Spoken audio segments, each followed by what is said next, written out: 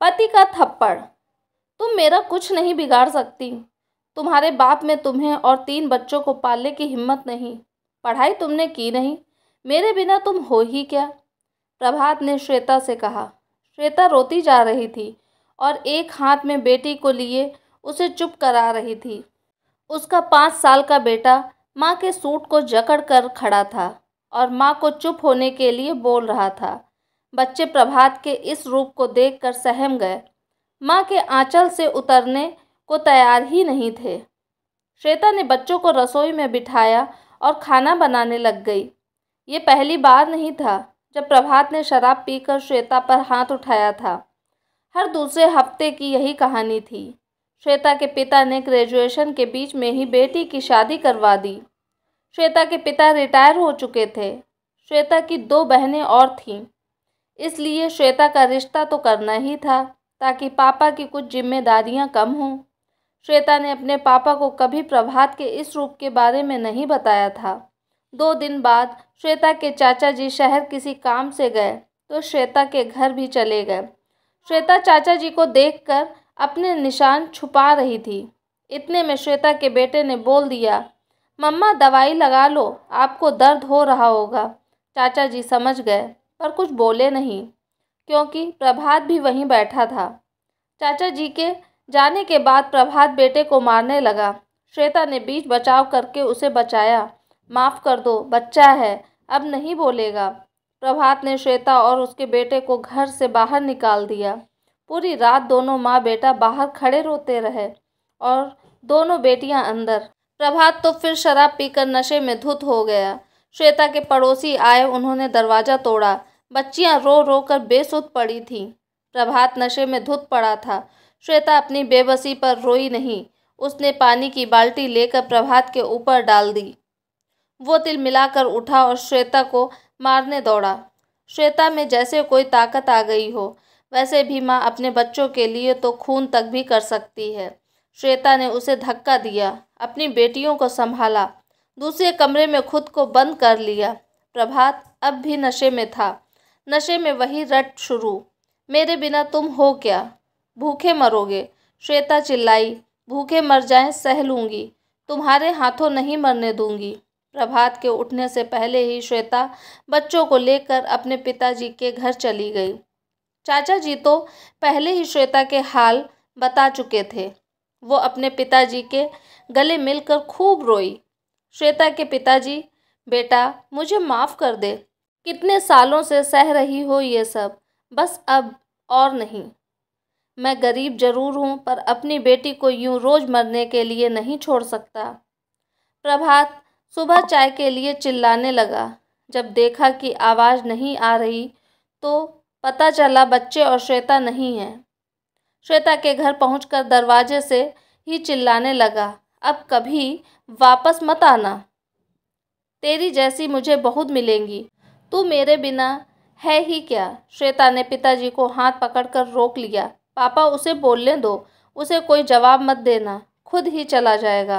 प्रभात चला गया तिलमिलाता हुआ।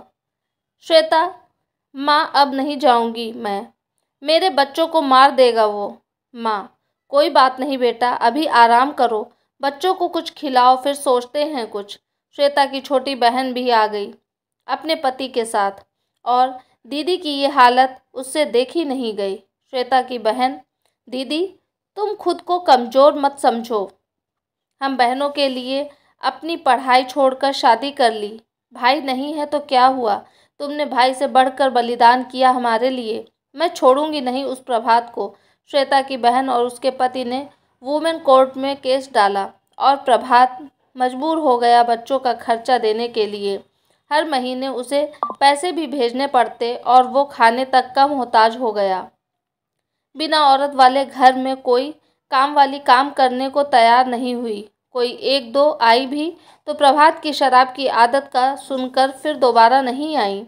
श्वेता उन पैसों से माँ के साथ मिलकर सिलाई का काम करने लग गई।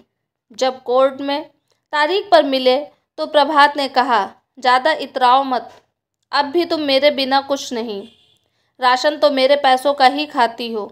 श्वेता को ये बात बहुत चुभी और उसने उन पैसों को खर्च न करके जोड़ना शुरू कर दिया। धीरे धीरे श्वेता ने अपना बुटीक खोला। बच्चे भी नाना नानी के आंचल में अच्छी तरह पलने लगे। एक दिन प्रभात आया। मुझे माफ़ कर दो श्वेता, देखो ऊपर वाले ने मुझे मेरे कर्मों की सज़ा दे दी। मेरा लीवर फेल हो चुका है। लीवर ट्रांसप्लांट के पैसे तक नहीं है मेरे पास। श्वेता, तुम मेरे पास क्या लेने आए हो? मैं तो कुछ नहीं हूँ तुम्हारे बिना। प्रभात, मुझे माफ़ कर दो, मैं कुछ नहीं हूँ तुम्हारे बिना। तुम्हारे बिना कोई घर में काम करने वाली तक नहीं आती। मेरे चरित्र को प्रमाण पत्र की ज़रूरत पड़ गई तुम्हारे बिना। कोई भी एक कप चाय तक भी नहीं पिलाता मुझे। और ये लीवर फेलियर, तुम्हारे बिना मेरे पास कुछ नहीं बचा। पता नहीं ये जान भी बच पाएगी कि नहीं। मरने से पहले माफ़ी मांगने आया हूँ। मेरे बच्चों को देखने आया हूँ। श्वेता, मेरे बच्चों के पास भी मत जाना। ये पकड़ो चेक। तुम्हारा कोई पैसा मेरे या मेरे बच्चों पर खर्च नहीं हुआ है। अपना इलाज कराओ और आज के बाद मुझे अपनी शक्ल भी मत दिखाना। प्रभात, चेक? कैसे तुमने संभाला बच्चों को? श्वेता, तुम्हें इसकी फिक्र नहीं होनी चाहिए।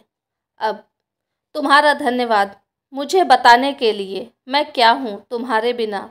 औरत अपना सब कुछ छोड़कर आती है, तुम्हारे मकान को घर बनाती है, तुम्हारे घर के काम से लेकर बच्चों की परवरिश, इन सब में लगे रहने का मतलब ये नहीं कि वो कुछ नहीं तुम्हारे बिना।